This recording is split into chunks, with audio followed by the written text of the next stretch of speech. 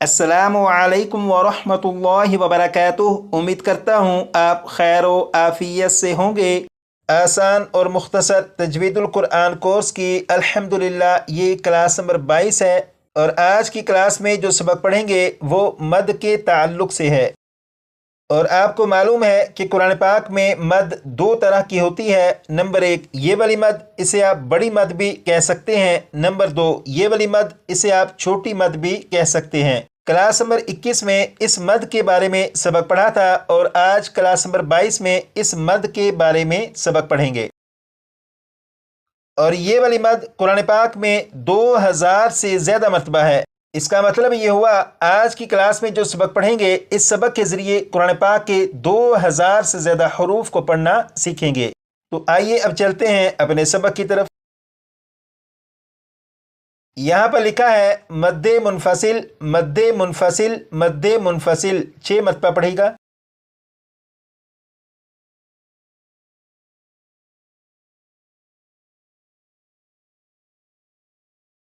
अब यहाँ से पढ़ेंगे हरूफे मद्दा के बाद, हरूफे मद्दा के बाद 6 मरतबा।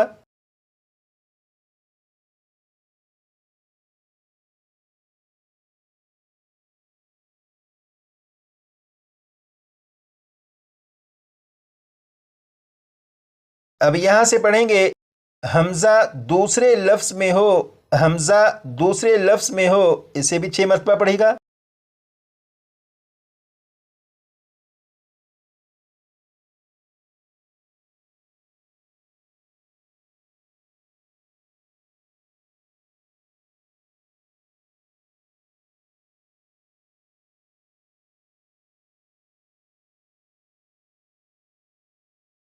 अब यहाँ से पढ़ेंगे तो मद्दे मुनफसिल होगा, तो मद्दे मुनफसिल होगा। 6 मरतबा पढ़ेगा।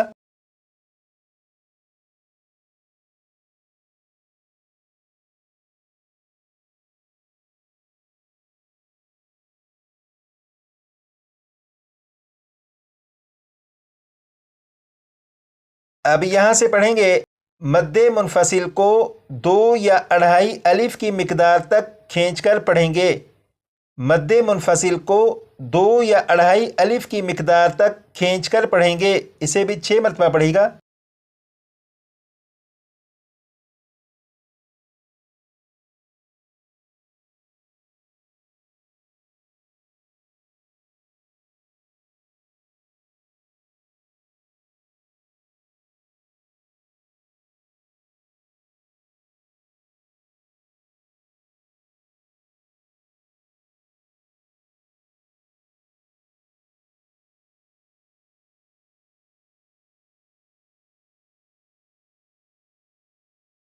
यहाँ पर लिखा है हरूफ मद्दा। हरूफ मद्दा के बारे में यकीनन आपको मालूम है कि हरूफ मद्दा 3 हैं। अलिफ, वाव, या।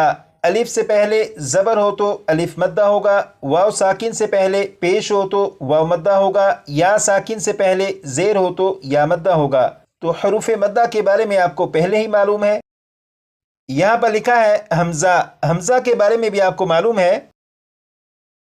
जैसे ये जो 29 हरूफ हैं, इन 29 हरूफ में से ये वाला जो हर्फ है ये हमज़ा है।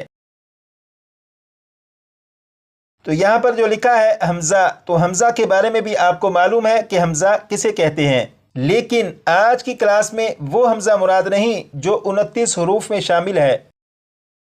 जैसे यहाँ पर आप देखें ये हमज़ा है, आज की क्लास में ये वाला हमज़ा मुराद नहीं है।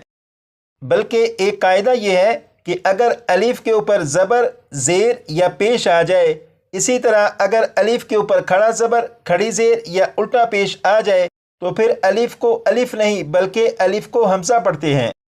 एक मरतबा फिर सुनिएगा, जब अलिफ के ऊपर ज़बर, ज़ेर या पेश आ जाए, इसी तरह अगर अलिफ के ऊपर खड़ा ज़बर, खड़ी ज़ेर या उल्टा पेश आ जाए, तो अलिफ को अलिफ नहीं बल्कि अलिफ को हमज़ा पढ़ते हैं।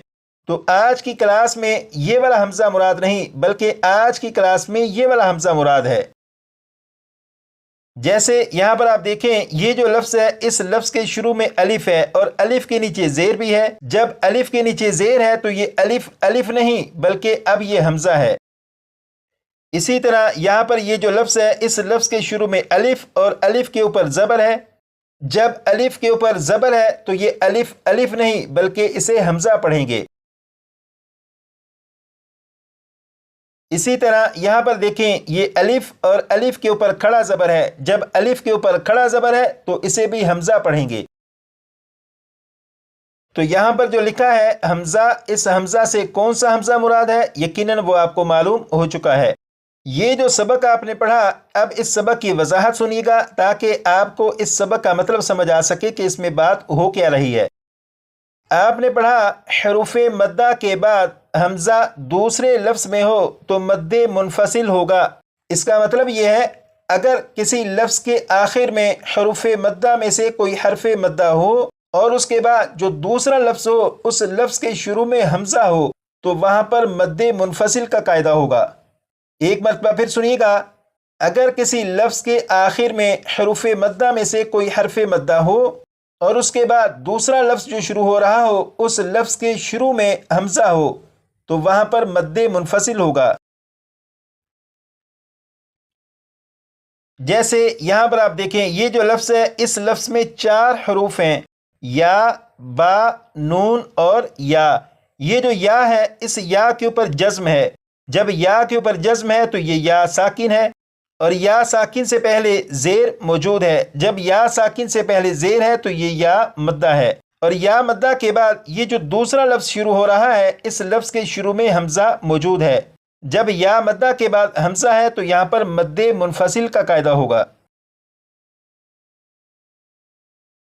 اسی طرح یہاں پر آپ دیکھیں یہ جو لفظ ہے اس لفظ میں 3 حروف ہیں، با، میم، الف. یہاں پر یہ جو الف ہے الف سے پہلے زبر ہے. جب الف سے پہلے زبر ہے تو یہ الف الف مدہ ہوا. الف مدہ کے بعد یہ جو دوسرا لفظ شروع ہو رہا ہے اس لفظ کے شروع میں حمزہ موجود ہے. جب الف مدہ کے بعد حمزہ ہے تو یہاں پر بھی مد منفصل کا قاعدہ ہوگا.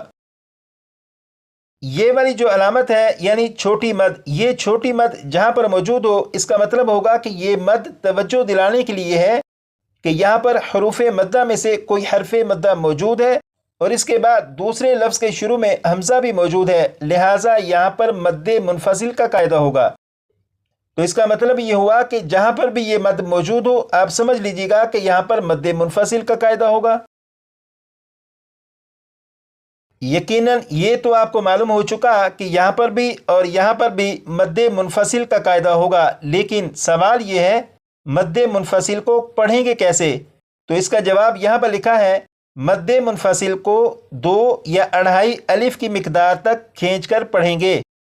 اب ان دونوں مثالوں کو 3 مرتبہ میں پڑھوں گا اور 6 مرتبہ آپ پڑھ لیجیے گا. جیسے بسم اللہ الرحمن الرحیم، یا بنی اسرائیل، یا بنی اسرائیل، یا بنی اسرائیل.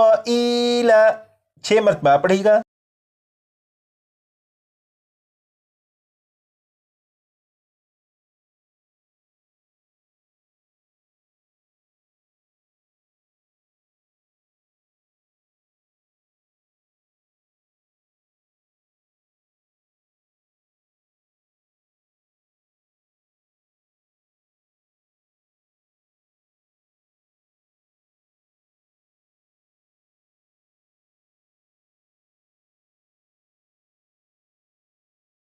اب یہاں سے میں پڑھوں گا 3 مرتبہ اور اس کے بعد 6 مرتبہ آپ پڑھ لیجیے گا.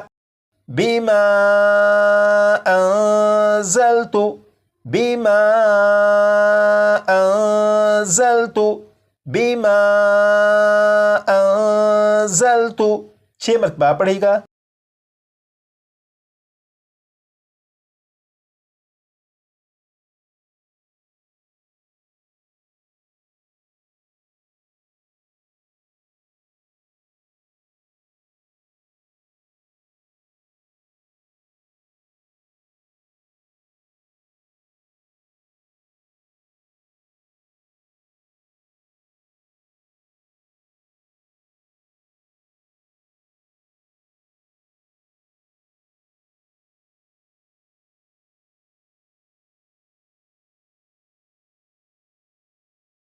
تو آج کی کلاس میں یہ جو سبق پڑھا، اس سبق کو کم از کم 25 سے 30 مرتبہ پڑھ کر اچھی طرح یاد کر لیجیے گا۔ اس کے علاوہ کلاس نمبر 21 میں یہ جو سبق آپ نے پڑھا تھا، اس سبق کی بھی دہرائی کر لیجیے گا تاکہ یہ سبق بھی مزید پختہ اور مضبوط ہو سکے۔